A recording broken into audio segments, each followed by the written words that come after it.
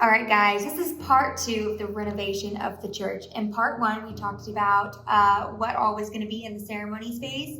In part two, we're going to talk about the basement. And in part three, we're going to figure out what we're going to do with the offices behind the ceremony. Yeah. Let's check out the basement.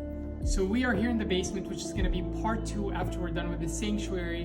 And for phase two here, the basement is going to be used as the reception space for weddings. So the goal is to make it feel big and grand, and this is where the party is going to take place. We need it as big as possible. So we're going to lift up the ceilings. We're going to bust out some of these walls.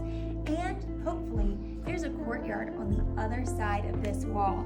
But there are some complications in order to get to it. So we'll see what we're gonna do about that. Surprisingly, the basement may seem straightforward, but it's actually probably more complicated than the sanctuary. Anyway, let's go to part three, which would be the last phase of completion for this project, which is the Sunday schools classrooms that we're converting.